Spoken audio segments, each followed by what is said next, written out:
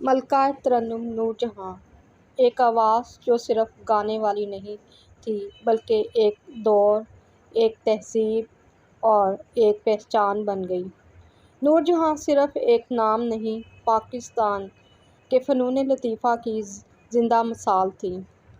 آج ہم اس شخصیت کی کہانی سنائیں گے جنہوں نے نہ صرف آواز میں جادو بھر دیا بلکہ قومی روح تک کو جھنجھوڑ دیا۔ میڈم نور جہاں کا اصل نام اللہ وسائی تھا۔ آپ 21 ستمبر 1926 کو قصور کے ایک موسیقی سے لگاؤ رکھنے والے گھرانے میں پیدا ہوئیں۔ بچپن سے ہی ان کا رگ رگ میں سر تھا اور یہ بات لاہور کے میوزک استادوں سے چھپائی نہ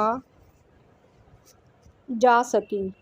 انہوں نے تعلیم حاصل کی مگر اس سے زیادہ ان کا تعلق تھا رنگینیوں اور سنگیت کے گہرے سمندر سے۔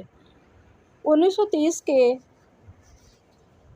دور میں انہوں نے کلکتہ اور بمبئی میں فلموں میں کام شروع کیا۔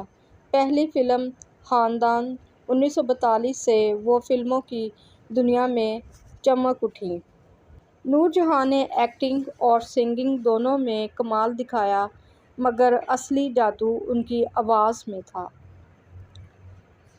1947 تقسیم کے بعد نور جہاں نے اپنا سب کچھ چھوڑ کر پاکستان کا رخ کیا۔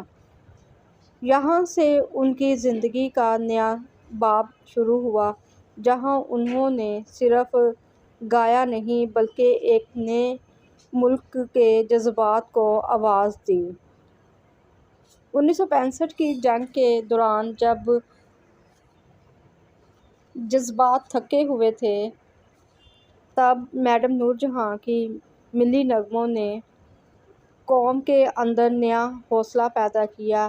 اے وطن کے سجیلے جوانوں اور رنگ لائے گا شہیدوں کا لہو جیسے نغمے آج بھی قومی یادوں میں بسے ہوئے ہیں۔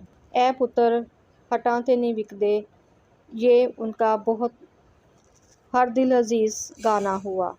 نور جہاں نے 10,000 سے زیادہ گانے گائے، 40 سے زیادہ فلموں میں کام کیا اور ہزاروں دلوں میں اپنی جگہ بنائی۔